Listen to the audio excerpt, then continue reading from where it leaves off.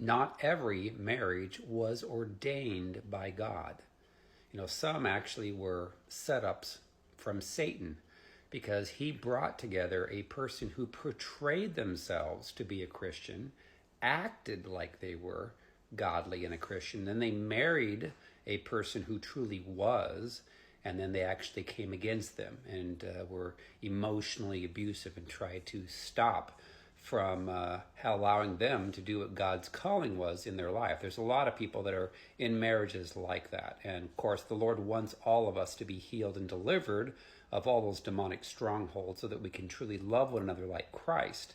But if the husband's not submitted to God, then how can a wife be submitted to the husband? Because he's not in line. He's not obedient to what the Lord would want for him. So therefore, he's not going to be treating the wife the way that he should. And of course, there's women that are not behaving, of course, in the way that God would want them to if they're operating in demonic spirits, and they're going to come against a godly husband to try to stop him from what God's called him to do. So when you read about Malachi 2:14 through 17, it talks about a man that dealt treacherously with the wife of his youth.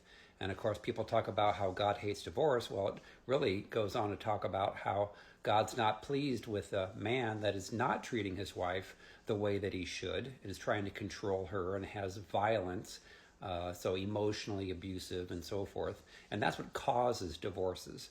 And vice versa. If you have a wife that has been hurt and wounded when they were growing up, and then they actually come against a godly husband to try to stop the husband from doing what God wants them to do.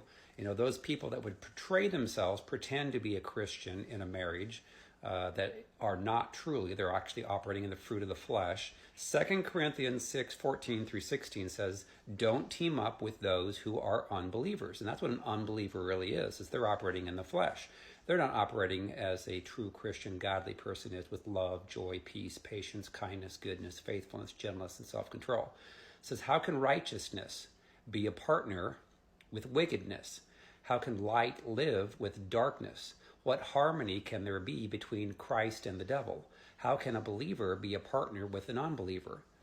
And what union can there be between God's temple and idols? For we are the temple of the living God. As God said, I will live in them and walk amongst them. I will be their God and they will be my people. So there's a lot of people that have been tricked, been lied to, have married people that said they were Christians, and then once they married them, that person did everything they could to try to stop the other spouse from doing what God's calling is in their lives. So I have a book called Freedom from Soul Wounds and Demons, helping people to get healed and delivered from those demonic strongholds so they can actually live like a true Christian should live. And that is available on Amazon in paperback, Kindle, and Audible. Freedom from Soul Wounds and Demons. I also take people through personal sessions, thousands of people around the world. If you're interested in a personal session, then go out to restored2tofreedom.com. Click on Contact Me, submit the form, or you can call 317-459-7091. Thanks.